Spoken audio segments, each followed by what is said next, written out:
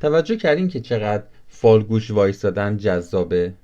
تا حالا کسی به ما یاد نداده وقتی دارن در مورد ما صحبت میکنن ساکت باشیم یا یواشکی گوش بدیم که در مورد ما دارن چی میگن؟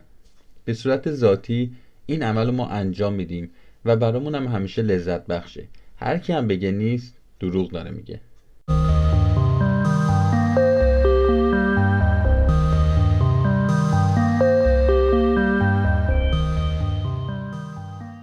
دوستان عزیز سلام، خیلی خوش اومدیم به کانال گارد ویژه. با قسمتی در خدمتتون هستیم.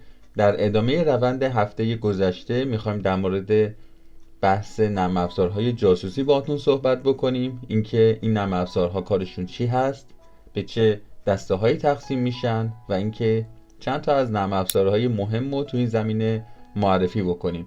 میدونم که قطعا خوشتون میاد چون نرم افزارهای بسیار کاربردی هستن، نه برای کارهای خوب، برای کارهای بد که معمولا ما هم دوست داریم همچین کارهایی انجام بدیم. بدون معطلی بریم سراغ برنامه این هفته و با هم دیگه ببینیم که این نرم افزار جاسوسی چیا هستن. اسپایور چیه؟ توی تعریف نرم افزار مخربیه که برای جاسوسی از فعالیت‌ها و جمع‌آوری اطلاعات شما بدون اطلاع یا رضایت شما استفاده میشه یا طراحی شده.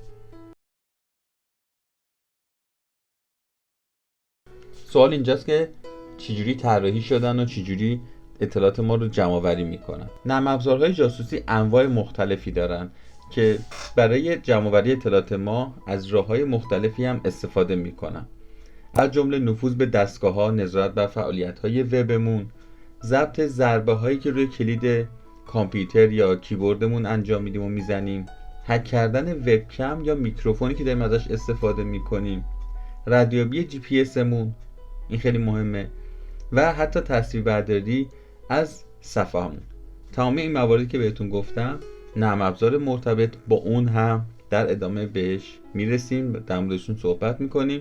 تا آخرین برنامه با من همراه باشین چون که فکر کنم این نوع دسته از جمع‌آوری اطلاعات برای همه ما میتونه مضر و خطرناک باشه. توی هر کدوم از اینا ما یک سری کارهایی داریم انجام میدیم که فاش شدن اون اطلاعات میتونه خطرناک باشه. صفحه کلید میتونه مثل رمز پسوردامون باشه، جی پی اس میتونه محل جاهایی که میریم باشه. همه اینا میتونه برای یک هکر اطلاعات خیلی کافی و مفیدی باشه. خب اصولا نرم افزار جاسوسی اصلا میخوان چیکار انجام بدن؟ دو تا کار مهم رو انجام میدن. یکی این که یک حالت تهاجمی به خودشون میگیرن وقتی که میخوان برای شما مضر باشن و حمله بکنن، یا اینکه نه، یه حالت مجرمانه دارن. یعنی چی؟ یعنی که میان اطلاعات شما رو میدزدن. حالا توی تمامی این تعریفایی که ما بهتون گفتیم 3 تا دسته هست که نرم افزارهای جاسوسی اونو با اطلاعات شما انجام میدن. اول اینکه اونا میتونن به دستگاه‌های شما نفوذ کنن از طریق پیوست‌های ایمیل‌های مخرب، وبسایت‌ها، پیوندها، آسیب‌های نرم افزاری که توی تمامی دستگاه‌ها وجود داره. و این علت برای چیه؟ اینکه بخوان خود شما رو به عنوان قربانی قرار بدن. حالت دوم چیه؟ بیان داده‌های شما رو بدزدن. وقتی میان داده شما رو میدزدن ممکنه شما به عنوان یک مدیر عامل یک شرکت باشین، یک فرد مهم یک شرکت باشین که خودتون زیاد مهم نیستید، واقعیتش دیتاتونه که مهمه. پس میان که دیتای شما رو بدزدن و از اون دیتا استفاده کنن. یه حالت دیگه هم داره که باز شما قربانی هستین، باز دیتاتون رو میدزدن ولی نه برای خودشون، برای نفر سوم. این موقع است که دیتای شما داره فروخته میشه.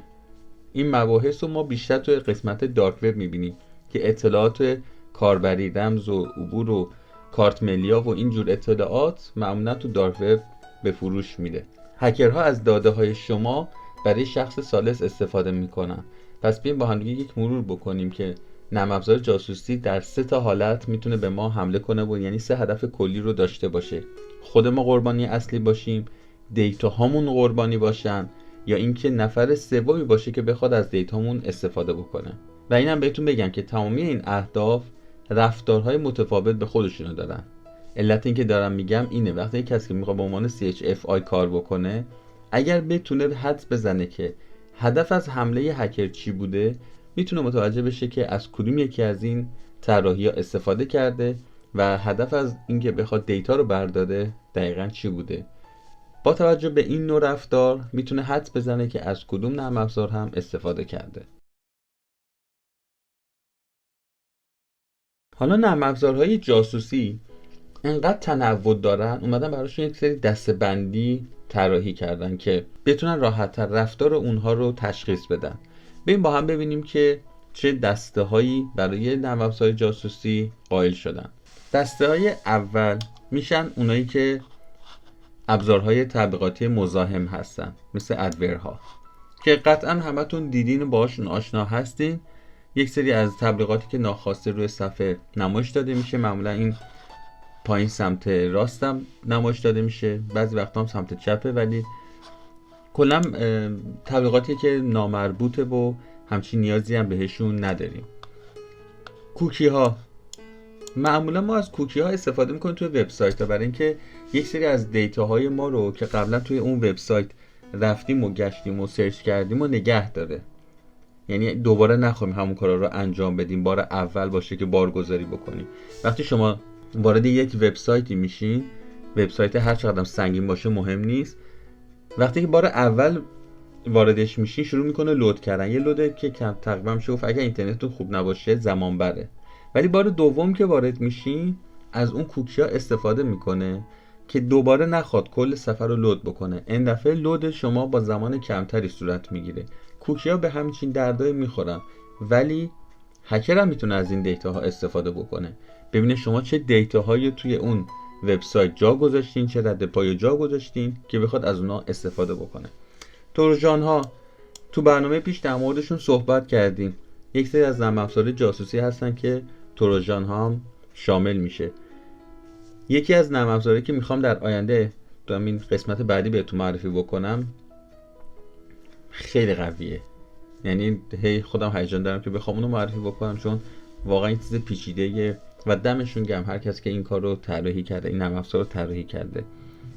خب در موردش صحبت کردیم که روی دستگاه شما نصب میشه، یک راه ورودی باز میکنه برای هکر که بخواد بیاد کار دیگر رو انجام بده، سناریوشو جلو ببره.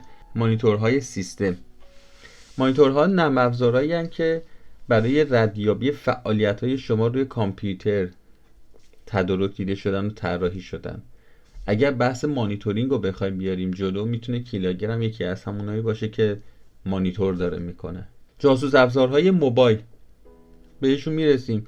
یک سری از نرم افزارهایی هستن که شروع میکنن همون بحث جی پی اسی که بهتون گفتم، لوکیشن شما رو برای هکر میفرستن و هر کدی که در رابطه با تلگرام و اینستاگرام براتون ارسال میشه رو میتونن اونا قشنگ ببینن و برای هکر بفرستن. برای همین بعضی وقتا لازمه که شما چک بکنید که به تلگرام یا واتساپتون چه دستگاه‌های دیگه هم وصل هستن.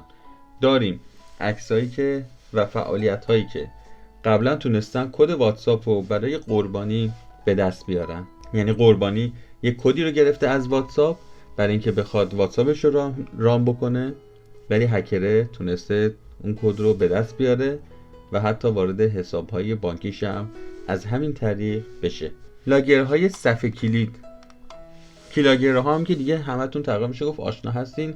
اگر هم نیستین 2 دقیقه دیگه با همشون آشنا میشین که چه کارهای خارق‌العاده‌ای میتونه یک کیلاگر انجام بده. دزدهای رمز عبور، اینو ما میتونیم بهشون بگیم تروژان‌های بانکی که میتونن بیان یک سری از رمزهای عبور رو به دست بیارن و از اون طریق بتونن به حساب شما وارد بشن. در موردشون با هم دیگه صحبت میکنیم. 2-3 تا اسم هم هست که بهتون باید بگم.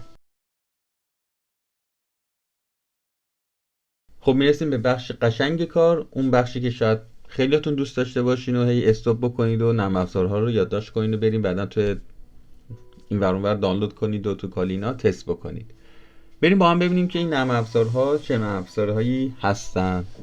خب با بزرگشون شروع میکنیم، کیلاگر که میتونه رمز عبور و اطلاعات شما رو بدون اینکه شما متوجه بشین حدس بزنه و جمع آوری بکنه و برای هکر بفرسته.